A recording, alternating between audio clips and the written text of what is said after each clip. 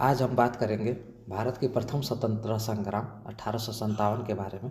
हालांकि 1857 ईस्वी के विद्रोह का स्वरूप विद्वानों के पर्याप्त मतभेद का विषय है। कुछ इतिहासकार इसे मात्र सैनिक विद्रोह या गदर मानते हैं, तो कुछ इसे भारतीय स्वतंत्रता संग्राम का प्रथम युद्ध। इसी प्रकार कुछ इतिहासकारों का मत है कि यह विदेश विद्रोह सीमित क्षेत्र में ही था तथा इसमें समाज के सभी वर्गों ने भाग नहीं लिया। निष्पक्ष विवेचना से यह स्पष्ट हो जाता है, अगर 1857 के विद्रोह की निष्पक्ष विवेचना की जाए तो इससे यह पता चल जाता है कि इसमें राजाओं, सामंतों और सैनिक के अतिरिक्त नागरिकों ने भी भाग लिया था। और इन सब मतों के विपरीत भी कुछ इतिहासकार हैं जो इसे क्रांति या राष्ट्रीय विद्रोह का स्वरूप देने का प्रयास किए, और अंततः हम इसे भारत के स्वतंत्रता का प्रथम स्वतंत्रता संग्राम कह सकते हैं।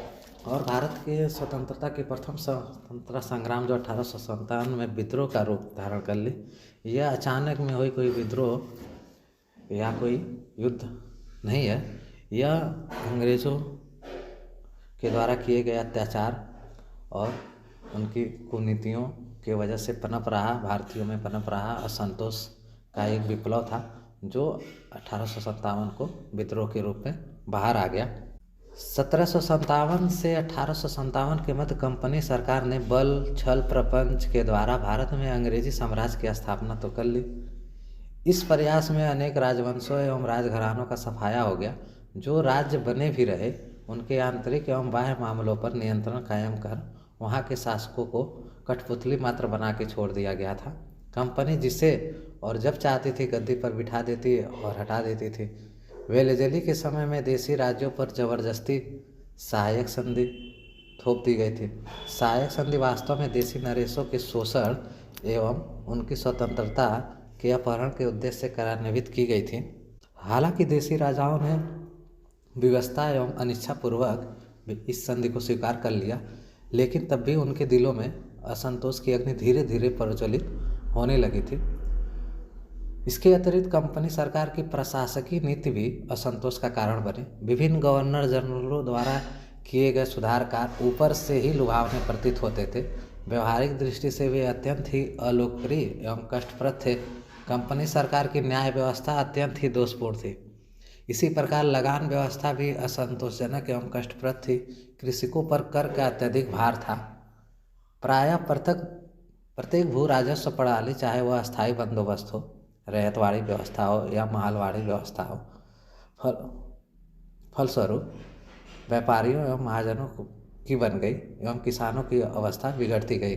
किसानों एवं जनसाधारण को प्रशासन में व्याप्त भ्रष्टाचार का भी सामना करना पड़ता था। कंपनी सरकार नौकरी देने में भी भेदभाव की नीति बरतती थी। जो भारतीय सरकारी सेवा में थे भी उनके साथ घृणापूर्व एवं अपमानजनक व्यवहार किया जाता था। इससे भारतीयों में आक्रोश एवं असंतोष था। इसके साथ साथ देशी रियासतों के अंग्रेजी राज्य में विलय हो जाने से अनेक प्रतिष्ठित उच्चकुलीन मध्यवर्गीय व्यक्तियों, कलाकारों, धार्मिक पेशे वालों व्यक्तियों के समक्ष बेकारी एवं भुखमरी की समस्या आ खड़ी हुई।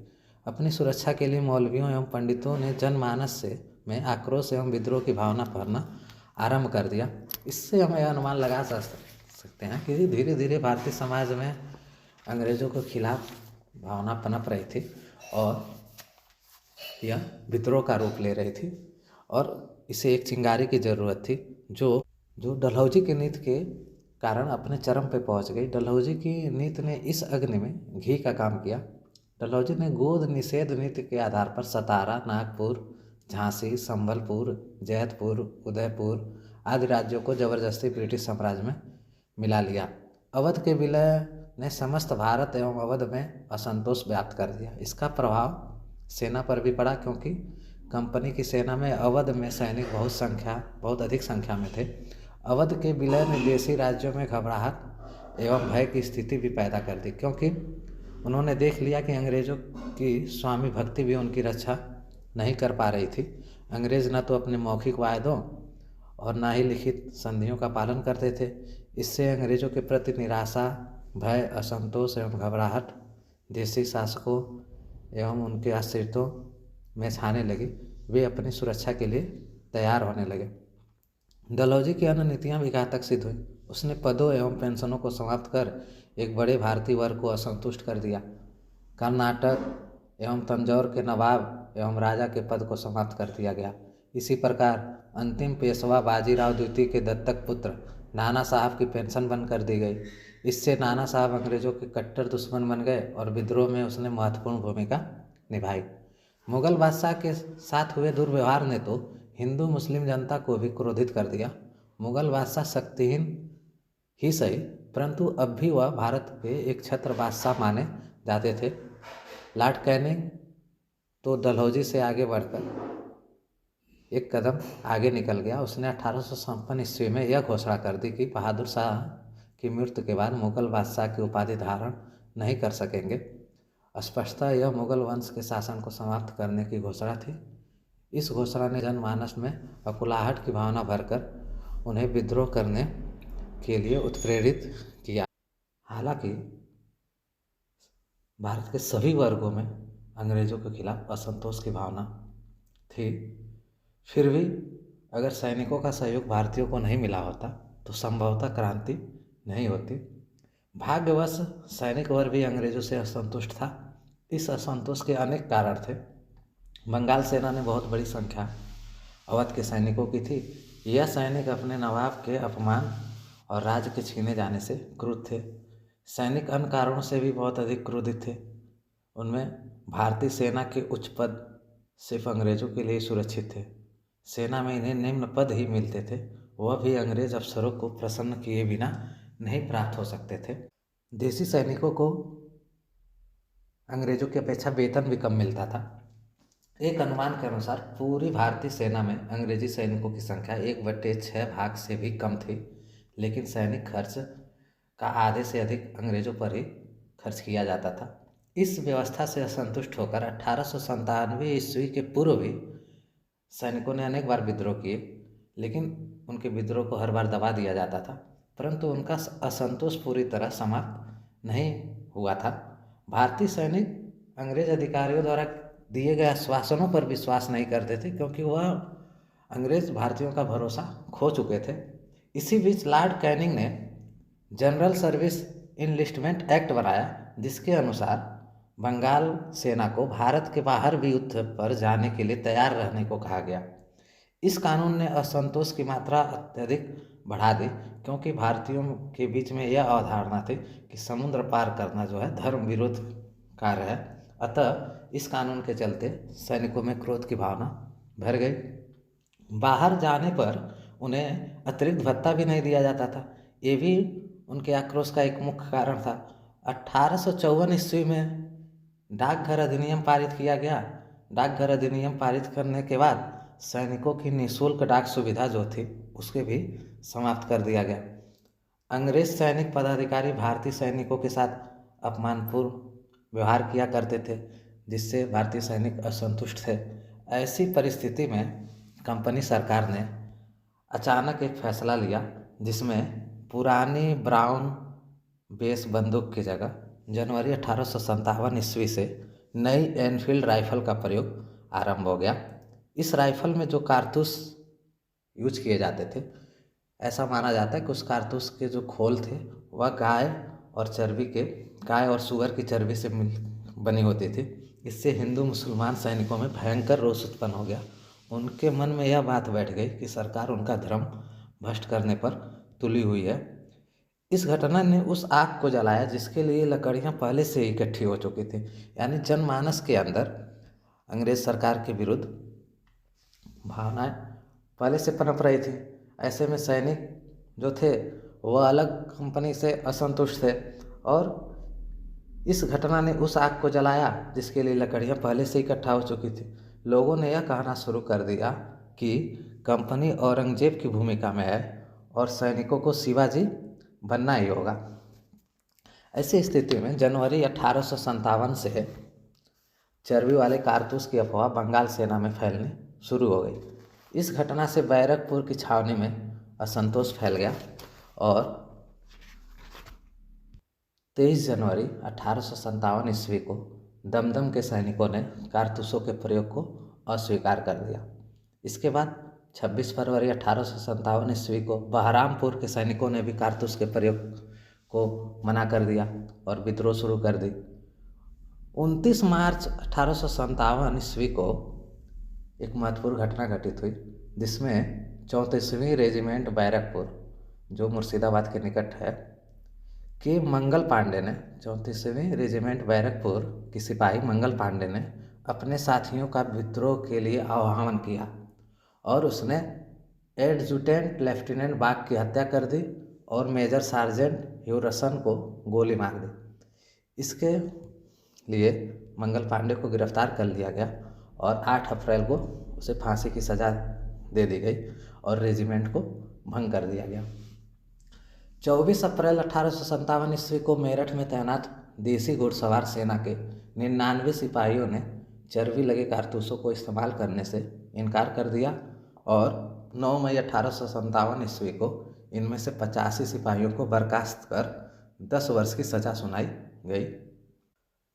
इसके बाद 10 मई 1857 ईस्वी को मेरठ में तैनात पूरी भारतीय सेना ने विद्रोह कर दिया और अपने अधिकारियों पर गोली चलाने शुरू कर दी और अपने साथियों को मुक्त करवाकर ये लोग दिल्ली की ओर चल पड़े। मेरठ में तैनात जनरल हैविट के पास उस समय 2200 यूरोपीय सैनिक थे, परंतु वह उस तूफान के सामना करने से भयभीत था और उन्होंने उसे रोकने का भी प्रयास नहीं किया। मेरठ के विद्रोही सिपाही जो थे वह 11 मई को दिल्ली पहुँचे और 12 मई 1857 ईस्वी को उन्होंने दिल्ली पर अधिकार कर लिया। उस समय लेफ्टिनेंट बिलोवी, जो दिल्ली में शस्त्रागार का कार्यवाहक था, ने कुछ प्रतिरोध किया, सिपाहियों का विरोध किया, परंतु वह पराजित हो गया। विद्रोहियों ने बहादुर शाह द्वितीय को भारत का सम्राट घोषित कर दिया और जैसे ही बहादुर शाह द्वारा नेतृत्व स्वीकार कर ली गई, वैसे ही उन तमाम लोगों को जो ब्रिटिश राज को समाप्त करना चाहते थे एक केंद्र बिंदु मिल गया जिससे वह एकत्रित हो सके और इसके बाद भारत के विभिन्न जगहों पे अंग्रेजी सरकार के खिलाफ, कंपनी सरकार के खिलाफ विद्रोह शुरू हो गया। तो सबसे पहले 11 मई 1857 को दिल्ली में बहादुर शाह जफर के नेतृत्व में आंदोलन शुरू हुआ था। उसके बाद 4 जून 1857 ईस्वी को लखनऊ में बेगम हजरत महल और बिरजिस कादिर ने कंपनी के खिलाफ विद्रोह कर दिया। 4 जून 1857 ईस्वी को ही झांसी में रानी लक्ष्मीबाई ने भी अंग्रेजों के खिलाफ युद्ध की घोषणा कर दी। 5 जून 1857 ईस्वी को कानपुर में नाना साहब तात्या टोपे ने भी कंपनी के खिलाफ विरोध की बिगुल बजा दी और जून 1857 ईस्वी में ही मौलवी अहमदुल्ला ने फैजाबाद में कंपनी के खिलाफ विरोध प्रारंभ कर दिया। जून 1857 ईस्वी में लियाकत अली इलाहाबाद में विरोध का नेतृत्व करने लगे। जून 1857 ईस्वी में ही खान बहादुर खान बरेली में अंग्रेज़ों के खिलाफ विरोध का नेतृत्व कर रहे थे। हालांकि विरोध का स्वरूप बहुत ही विकराल था और बहुत विस्तृत था, फिर भी कंपनी के द्वारा क्रूरतापूर्वक और दमनकारी नीतियों के द्वारा इस क्रांति को दबा दिया गया और विद्रोह को शांत कर दी गई। लेकिन 1857 का विद्रोह न केवल राजनीतिक दृष्टि से परंतु संवैधानिक दृष्टि से भी एक महत्वपूर्ण घटना थी, क्योंकि 1857 के क्रांति के बाद भारत में बहुत बड़ा परिवर्तन हुआ और इसमें सबसे मुख्य जो था इसमें यह था कि इस विद्रोह का सारा दोष कंपनी पर मढ़ दिया गया और उसके प्रतिरोध के बावजूद इंग्लैंड में सभी राजनीतिक दलों की यही मत था कि भारत में उसका अस्तित्व समाप्त कर दिया जाए। कंपनी सत्ता समाप्त करने के बाद ब्रिटिश महारानी ने भारत का सीधा शासन अपने हाथ में ले लिया और संसदीय परंपराओं के अनुसार यह शासन मंत्रिमंडल के सदस्य द्वारा चलाया जाना था, जो स्वयं अपने कार्यों के लिए संसद के प्रति उत्तरदायी थे। और भारत के लिए एक नया कानून बनाया गया जो भारत शासन अधिनियम 1858 के नाम से जाना जाता। तो भारत सरकार अधिनियम जो 1858 है, इसमें जो प्रावधान किए गए थे वह यह था कि इसके द्वारा भारत का शासन ब्रिटेन की संसद को दे दिया गया, यानी कंपनी का अधिकार जो है भारत में वो समाप्त कर दिया गया और भारत का जो शासन था वो ब्रिटेन की संसद को दे दिया गया। और इसमें यह व्यवस्था कर दी गई थी कि डायरेक्टरों की सभा और अधिकार सभा को समाप्त कर दिया गया था तथा उनके समस्त अधिकार भारत सचिव को दे दिया गया था। यानी एक नया पद सृजित किया गया था जो भारत सचिव है और सारा अधिकार भारत सचिव को दे दिया गया था। भारत सचिव अनिवार्यतः ब्रिटिश संसद व ब्रिटिश मंत्रिमंडल का सदस्य हुआ करता था। भारत सचिव की सहायता के लिए 15 सदस्यों की एक सभा भारत परिषद की स्थापना की गई। इसके 7 सदस्यों की नियुक्ति का अधिकार ब्रिटेन के क्राउन को तथा शेष सदस्यों का चयन का अधिकार कंपनी के डायरेक्टरों को दिया गया, परंतु प्रत्येक स्थिति में यह आवश्यक था कि इसके आधे सदस्य ऐसे हों जो कम से कम 10 वर्ष तक भारत में सेवा कर चुके हों और शासन के इस भाग को गृह सरकार का नाम दिया गया। 1 नवंबर 1858 ईस्वी को ब्रिटेन की रानी विक्टोरिया ने एक घोषणा की जिसे भारत के प्रत्येक शहर में पढ़कर सुनाया गया। इस घोषणा में ब्रिटिश सरकार ने उन मुख्य सिद्धांतों का विवरण दिया जिनके आधार पर भारत का भविष्य का शासन निर्भर करता था। हालांकि इस घोषणा का कोई कानूनी आधार न था क्योंकि इसे ब्रिटिश संसद ने स्वीकार नहीं किया था, परंतु तब भी इसमें दिए गए सिद्धांत, आश्वासन आदि कानून के समकक्ष स्थान रखते थे क्योंकि इसमें ब्रिटेन के मंत्रिमंडल की स्वीकृति प्राप्त थी। और यह जो घोषणा सारे शहरों में पढ़कर सुनाई गई थी, इस घोषणा में यह घोषित किया गया कि भारत में ईस्ट इंडिया कंपनी द्वारा प्रशासित क्षेत्रों का शासन अप्रत्यक्ष रूप से ब्रिटेन के क्राउन द्वारा किया जाएगा। इसके द्वारा गवर्नर जनरल लॉर्ड कैनिंग को वायसराय का पद भी प्रदान किया गया और कंपनी में जो गवर्नर जनरल के पद होते थे उस पद को 1858 के भारत शासन अधिनियम द्वारा समाप्त कर दिया गया और एक नई पद सृजित की गई जिसे अब वायसराय कहा जाने लगा। इसके द्वारा कंपनी के सभी असैनिक और सैनिक पदाधिकारियों को ब्रिटिश क्राउन की सेवाओं में ले लिया गया तथा उनके संबंध में बने हुए सभी नियमों को स्वीकार किया गया। इसके द्वारा यह आश्वासन भी दिया गया कि रानी की सरकार सार्वजनिक भलाई, लाभ और उन्नति के प्रयत्न करेगी तथा शासन इस प्रकार चलाएगी जिससे उसकी समस्त प्रजा का हित साधन हो। 1857 ईस्वी के विद्रोह में भाग लेने वाले अपराधियों में से केवल उनको छोड़कर जिन पर अंग्रेजों की हत्या का आरोप था, बाकी सभी को क्षमा प्रदान कर दी गई। रानी विक्टोरिया की इस घोषणा का मुख्य लक्ष्य भारत में स्थापित ब्रिटिश साम्राज्य को सुरक्षा का आश्वासन देना ही था। भविष्य में ब्रिटिश सरकार की नीति भारतीय नरेशों, जागीरदारों और प्रतिक्रियावादी तत्वों के संरक्षण की रही जिनका प्रयोग वह भारत के प्रगतिशील तत्वों के विरोध में करती रही। 1857 की क्रांति के संपूर्ण घटनाओं और कारणों और इसके क्या परिणाम हुए, इन सब का अध्ययन करने के बाद और इन सब सारी चीज़ों को समझने के बाद हम यह कह सकते हैं कि 1857 का विद्रोह भारत के इतिहास में एक महत्वपूर्ण मोड़ था और इसका प्रभाव आज भी महसूस किया जाता है। यह भारतीय लोगों द्वारा अपने देश पर फिर से नियंत्रण पाने और औपनिवेशिक उत्पीड़न के सामने अपनी पहचान और सम्मान का दावा करने का एक साहसिक प्रयास था। कुल मिलाकर 1857 के विद्रोह का भारत और ब्रिटिश साम्राज्य पर व्यापक संदर्भ में दूरगामी परिणाम हुए और भारत के अंदर ये राजनीतिक बदलाव लाया और इसने भारतीय इतिहास में एक महत्वपूर्ण मोड़ दिया और भारतीय समाज और शासन में एक महत्वपूर्ण परिवर्तन लाया, जिससे हम यह कह सकते हैं कि 1857 की क्रांति भले अपने लक्ष्य की प्राप्ति ना कर सकी, लेकिन वह कंपनी के शासन को ख़त्म करने में और यहाँ के राजनीतिक परिवर्तन में इसका बहुत ही बड़ा योगदान रहा है।